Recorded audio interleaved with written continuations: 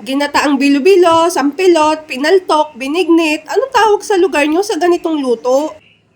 Bakit kaya tuwing mahal na araw, marami nagluluto ng ginataang bilo-bilo? Dahil nga siguro pagka mahal na araw, bawal kumain ng karne. At ito nga siguro yung ginataang bilo-bilo, yung pamalit sa mahal na araw. Dahil nga meron tong malagkit, gulay, at saka gata ng nyog.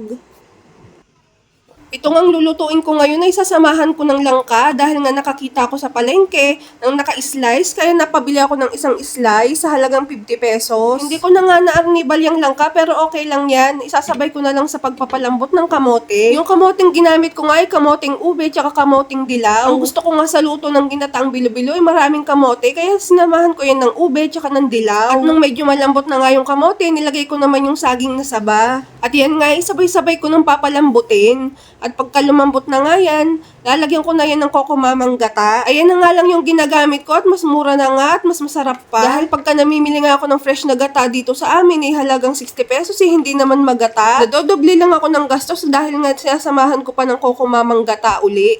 Di dalawang kokomamang gata na lang yung ginamit ko. At nilagyan ko nga na vanilla essence para naman mabango-bango tong niluluto kong bilo-bilo. At glutinous rice nga tong ginamit ko. Konti lang naman yung ginawa kong binilog-bilog dahil nga ito iniiwan nila pagka kumakain kami ng bilo-bilo dahil nga mas gusto nila yung kamote at saka yung saging na saba. At binudburan ko nga rin yan ng kaunting asin pang balanse ng lasa. Pag napagsama-sama ko ng lahat, tsaka ko naman nilalagay yung sago. Dalawang klase nga ng sago dyan, yung maliit tsaka yung malaki. Kulay puti nga tsaka kulay pula yung nilagay ko para maganda naman yung kulay. Natunaw nga ako ng kaunting glutinous powder sa baso para pampalapot dito sa sabaw. Yun din ang ginagamit ko, pampalapot ng sabaw.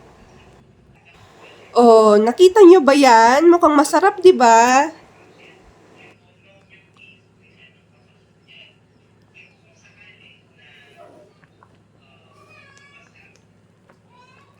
Pagkatapos ko naman magawa ng ginataang bilo-bilo, magagawa naman ako ng pa-order kong photo cake. 2 beses pa lang may umorder sa akin ng photo cake dahil nga paumpisa pa lang naman ako sa negosyong ito.